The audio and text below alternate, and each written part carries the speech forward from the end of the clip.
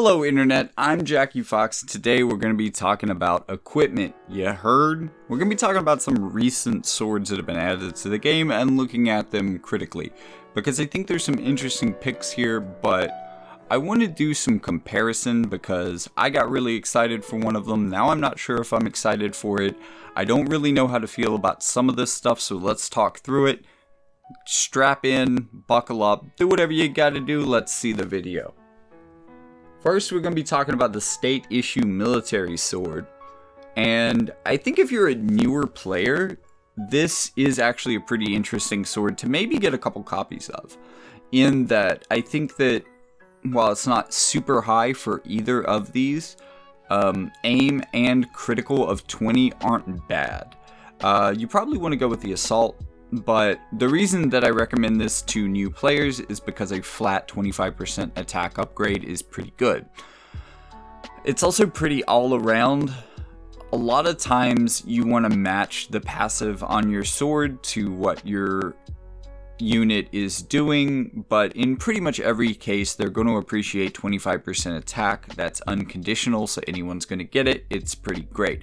It's also worth pointing out that attack modifiers like this do not modify the amount of equipment attack you get. So what that means is that you aren't really being penalized for using the aim or critical version. Sure, you lose that much attack, but you aren't losing like a little bit of an edge that you would have gotten from the 25% attack, you know? So it's not as bad a reduction as you're thinking it is, and that allows the sword to kind of even itself out. For people who've been playing a lot longer though, if you have a variety of swords already and you already have a sword that's probably better suited to different scenarios, you probably don't want a copy of this. Maybe you get one because it's kind of like a physical whale whisker in some ways, but I don't know that I'm terribly excited for it unless you have Bradley, because the conditional effects for Bradley are quite good. Slash attack 15 for self, slash attack resistance penetration for self, and when conditions are met, auto cast 200 CT, which is a fifth of a turn, when your HP drops below 20%. And combined with a lot of the other CT mechanisms in his kit and the fact that he has courage, this is a really beneficial buff. And kind of a game changer, something that really, I feel like, brings his kit together in a lot of ways. Because he doesn't take damage horribly well. So anything that you can do to give him one more swing when he's low on HP will likely keep him alive until the next match, or, you know, win the match for you if it was best of one. On the other hand, though, the reason I don't recommend this to longer term players is because this sword is effectively good for one character. It's okay on a lot of characters, sure, and that's why I recommend it for new players who may not have kind of the depth of equipment that some of us do. But I'm not really excited for this for anyone but Bradley. Next up, we're going to talk about the Dawnlight, and I've gone ahead and taken the time to make a list of all the units that this applies to.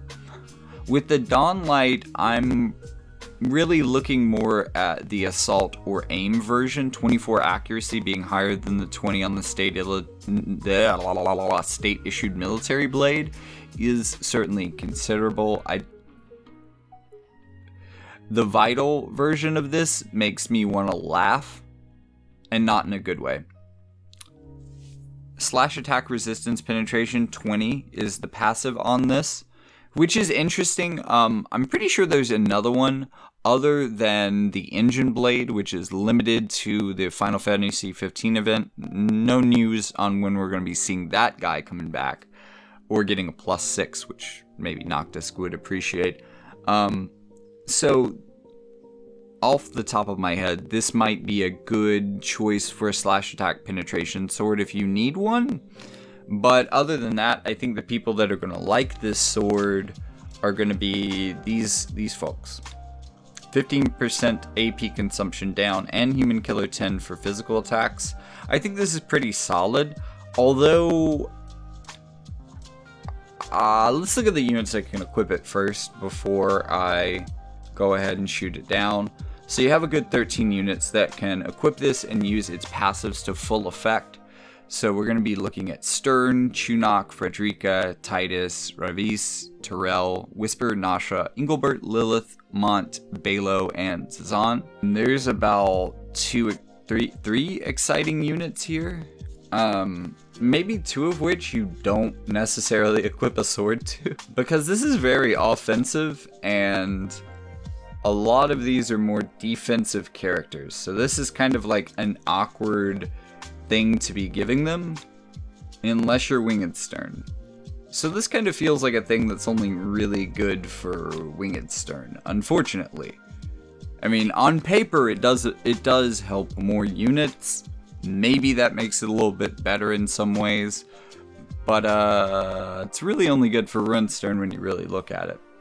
A lot of you are probably saying, why the fuck is the Wave Blade on the screen? That's not new at all. But you can farm it at any time, and it is one of my favorite general swords. It's one that I recommend new players get two of right away. Probably one of my favorite pieces of equipment in this game that you can farm at any time. And that is because it has, I'm not going to say I will say it. Equally good magic and assault builds. I thought one was slightly better than the other, but I was wrong. Equally good. It also has a hybrid build that boasts accuracy. Not good accuracy, but there is some accuracy here. And it is worth noting that all of these have a decent critical rate, even though they're not critical builds, which is pretty cool. Still not going for that aim build unless there's a hybrid. I don't know. I don't even think hybrids necessarily want this. Just build these two. Slash attack 15 I think is way more relevant for more characters. This is just a good generalist passive compared to slash attack resistance penetration of 20. For a lot of reasons, there are many characters that don't necessarily care about their penetrations as much as that, that would benefit more from just doing more damage, or that already have high penetrations, things like that. That's usually the way that I look at it. Also, if you don't run into anybody with slash resistance, you aren't doing any extra damage, whereas the slash attack up works against everyone. That being said, slash resistance is becoming more and more common to just see on everyone, so maybe the slash attack resistance penetration of 20 is getting better, but I'm still not sure that it is a better all around passive than slash attack 15 would be.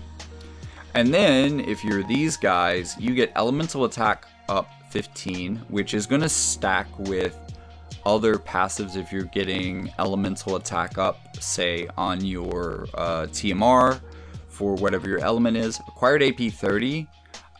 Technically, I like AP consumption down better than acquired AP, because you have to at least for one, acquired AP actually helps you get more AP off of your buffs.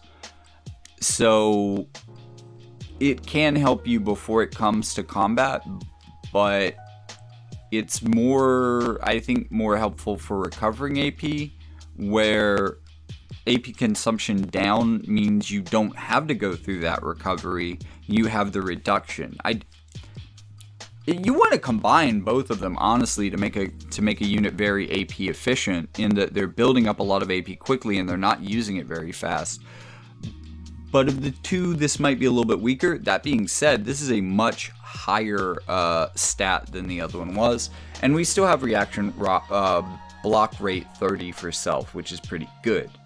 Now, let's look at the units that can equip this and get full use out of it. Quite a few. We had 13 last time. This time we have 22. More of these are exciting. There's still kind of a lot of more defensive units, and this is still a bit more offensive in terms of what the buffs do. So it's still kind of awkward that we're throwing in things like Knight and Paladin, but I still think that this is a pretty good all-around piece of equipment, even for some of those characters. Which brings us to the Azure Glacier, which I was pretty excited about in the beginning. I'm not sure how I feel about it now, so let's talk our way through it. I think that for the most part, you probably want to go with either the Assault or maybe the critical build. 26 critical rate is higher than the other things that we've seen today, and 124 isn't and 124 isn't the worst attack reduction. Defense penetration 20 for self is the regular passive. Anyone who gets this is going to be able to get that passive, so that makes this kind of a new school version of the Spine Blade in some ways, even though the Spine Blade has a +6, and if you have the +6, that's probably better than this at +5, unless you get the conditional, unless you do the conditional stuff, and that is going to be for either fire or ice. So that's a pretty wide swath of the game. Sword is one of the most equipable items in the game, and 2 out of 8 elements, that's a fourth of those units, so it seems like a lot of people are going to get benefit from this. So that's going to bring slash attack resistance penetration 20 for self, much like the Dawnlight. And when conditions are met, autocast the following skill: increase CT with 200, which is the 5th of a turn, only when HP is lower than 20% for self. So this is a threshold CT increase, which is really the same as the one that was Bradley specific on the state issued military sword, which is, at least in theory, quite good, as it gives you an opportunity, a better opportunity to retaliate after taking near fatal damage. This allows you to do a number of things. Maybe even restore some of that HP so that you survive better into the future. It depends on what you have in your kit. But the other thing that I want to point out here is defense penetration and slash attack resistance penetration of 20 theoretically makes this quite a good sword for future DPS units that can equip in fire and ice specifically, because a lot of future units are going to be getting, let's say, 40 at least of 1 or 2 of these things in their passives, preferably both, preferably on the same passive, a la Fuhrer's Wrath, and additionally maybe even getting up to 80 within their passives if they can do that, and then if not, getting up to 80 with a buff within their main kit. A lot of times they don't make it all the way to 100, and sometimes they do need those buffs to get up to 80, but what this would mean is that you'd be starting with 100 or 60, and you'd be buffing up to 100 in one or both of these stats, depending on roughly how new the character is and how much of a tank buster they really are. So this could potentially be really good for newer DPS units in both of those elements. Obviously, Reagan is the poster boy of this, but it is important to note that Ice Howlet is also going to get a lot of benefit from this as well. I think, is he a magic? I take it back, the sword is not good for him. Because unfortunately, unlike the Waveblade, there's no magical build here that really benefits from all of those shenanigans, unfortunately. So while this all looks really good in theory, let's look at the units that can equip it. And there are actually some notable characters in here. Nasha, being a tank, has courage. That means that she can really she can guarantee that she will, unless they have courage removal at least, she can guarantee that she will get that CT up boost off. The thing about Nasha, though, is what is she going to do with it? Probably not much. Maybe reapply courage. I don't know. Let's actually look at Delita. That might be interesting. This could be interesting on Agrius, maybe? I feel like this boy has courage here somewhere. In Paladin. Okay, cool. So this is actually a really good sword for Delita. I've seen Delita delete some characters off the map before. So he can be pretty powerful for a character with Paladin. So he's going to be pretty tough. How did that get ticked off anyways? Oh wait, yeah, it's not a job related thing, that's why. I'm being dumb. I'm forgetting what I'm doing here. Magic unit, unfortunately. Being a tank, she might be able to survive into that 20% as well. I think my Freyavia in battle on a 5-man team has like 15k health at this point, so it would be really hard to take her out without potentially triggering that. But she's a magic unit, unfortunately. It could work pretty well on Mont. Him having a large HP pool himself, he has kind of an increased likelihood that you'll bring him down to that threshold. And he's also kind of a brawler, so he might be able to do something beneficial for your team on his way out. So there is a way that he can benefit from this, from the CT up.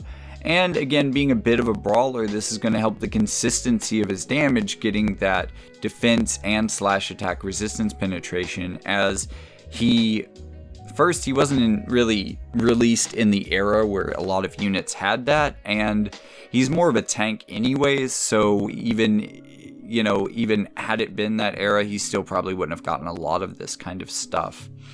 I would love if this sword worked well for Terra. Unfortunately, it does not, as she is a magic unit.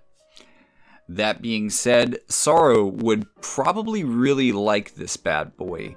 There are other swords. Actually, let me look at Sorrow's sword. Let me just make a comparison before I say words.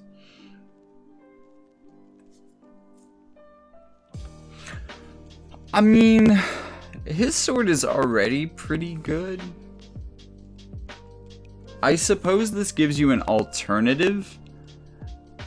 I also feel like throwing some CT shenanigans in with a lot of the kind of teams that Sara is run on, like especially rushier teams, that might be good enough that it would help him quite a bit. Let me also, there's another aspect of Sara that I want to look at,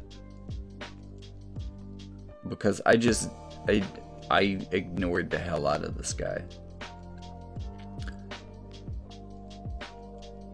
So when he evades, he has a counter that can, when he evades, always activate to give him 20 defense penetration, 20 slash attack resistance penetration. You can already get 20 of defense pen in his passives. Well, that is a bit unfortunate. He's not as much of a tank buster as I thought he would be. Well, that is interesting. He definitely needs the slash attack resistance penetration, because it seems like other than that passive and this, yeah, he doesn't have any of this in his kit. So either of these swords does satisfy that. I will say that may be the thing that he needs the most. This is going to push his damage, I think, more than defense penetration. However, this sword plus his counter would allow you to get to 80% 80% defense penetration with passive, which is interesting. It would make him better against tanks, but I think this would be better generally. And these two are just really good. As I've said, decrease AP consumption 15 is quite powerful, in that it really heads off the need for acquiring more AP mid-fight. And luck is just amazing on this guy. Getting a luck modifier on him is so good, because it benefits his evasion and his accuracy, and those are both things that he is quite good at. So this would make him more of a defense penetrator. But I think the other thing, though, and it's really hard to know how to weigh this in comparison, but that 200%, that 200 CT up when HP goes below 20, because much like King Bradley, he can, after that courage procs, if he gets another turn, he might be able to kill whatever was in range to bring him down, which gives him a good opportunity to really change the tide of battle. So I think there's an argument for the Azure Glacier on Sorrow, but really this is going to be more of a Reagan thing. I think also Delita in Paladin is really going to enjoy this quite a bit as well. I know not a lot of people have him. Mont, King Mont might be a good character to try it out on, but I think that Sorrow, Reagan, and Delita are probably going to be the characters that benefit the most from this. Maybe Agrius, but I'm not sure. So, unfortunately, while I walked into this really, really hyped for the sword, and I do think that the sword is pretty great if you get, like, the benefit of the passives.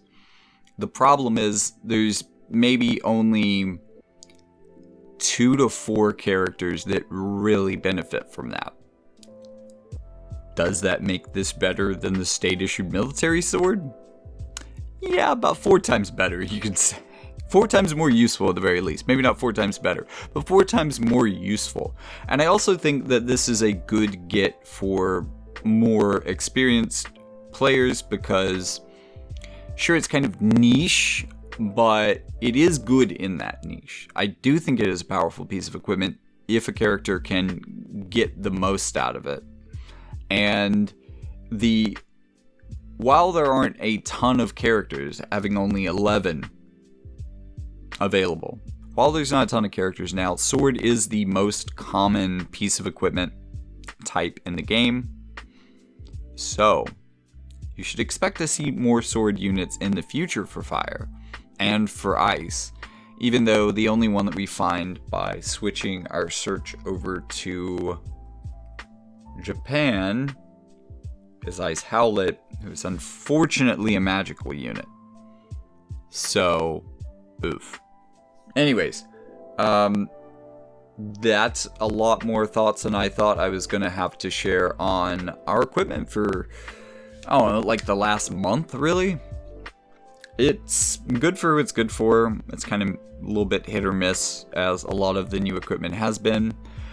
But I don't mind that in terms of power balance, because I think it allows them to make things that are technically stronger by, being able to curate what characters are allowed to use it. That allows them to not necessarily have as many complications or ways that it might inadvertently break the game in some way. They can afford to give these things more power because they can just test a few units that it would be good with and kind of determine if it breaks things for them. And even if it does, it's only a few characters. It's not a big deal. There are ways to counter things, so we'll be fine. That being said, if you're a Delita fan, hey, you just got a new cool Delita sword. Congratulations. This is going to be lovely on him. Anyways, thank you for listening today. Like and subscribe. Check out the description, both for Discord and for ways to donate to the channel. And with all that being said, see you in the next one.